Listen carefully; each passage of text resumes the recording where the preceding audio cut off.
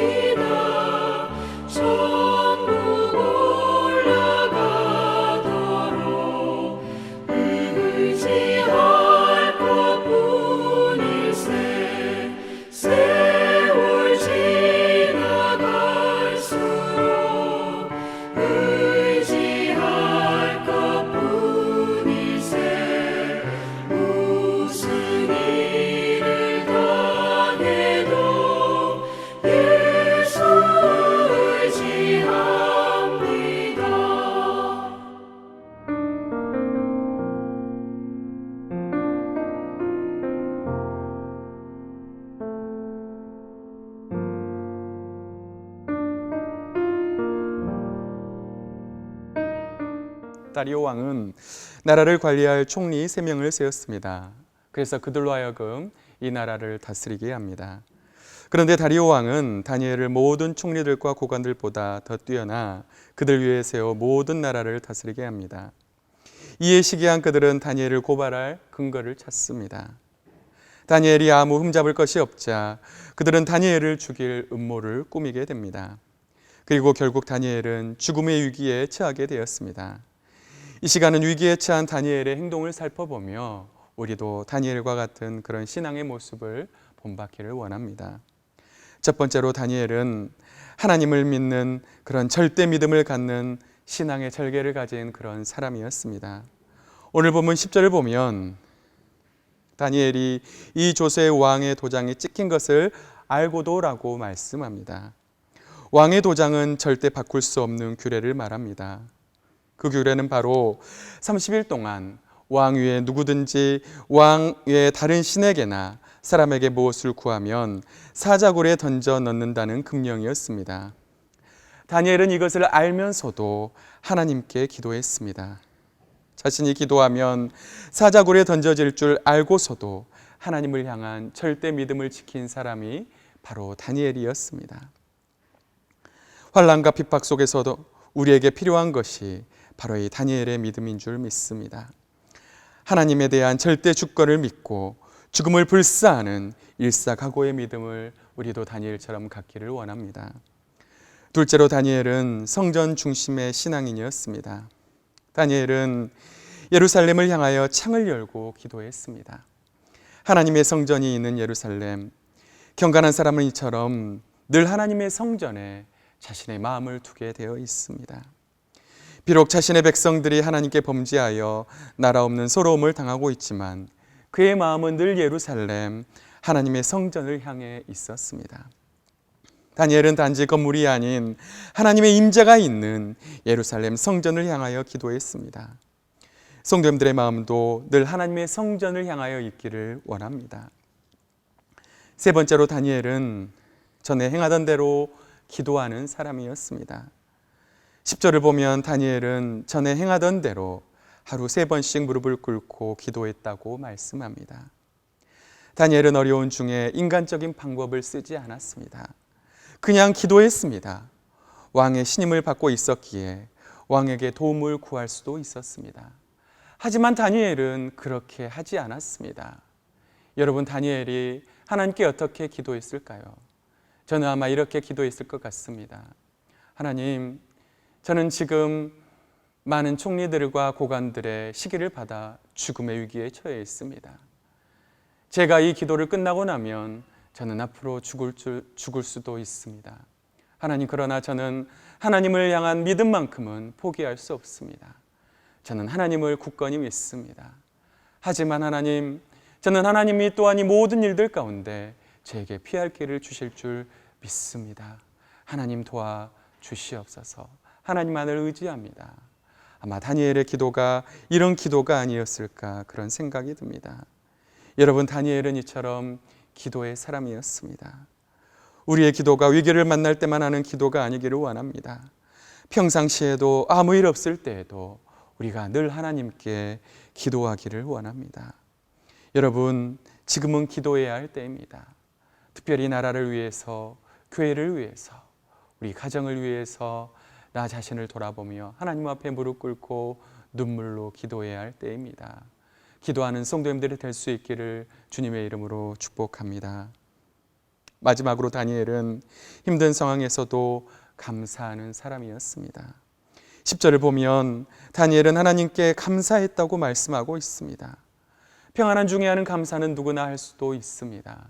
그러나 힘들고 어려울 때 하는 감사는 쉽지 않습니다. 그러나 진정한 감사는 나의 삶이 때로는 힘들고 어려울 때 하나님께 감사하는 것이 진정한 감사입니다.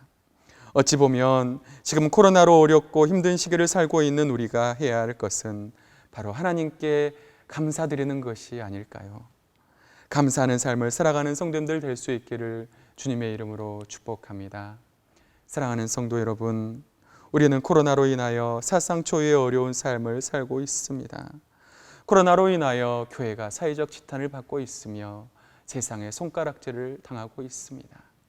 하지만 어찌 보면 이 모든 것을 허락하신 분도 바로 하나님이십니다.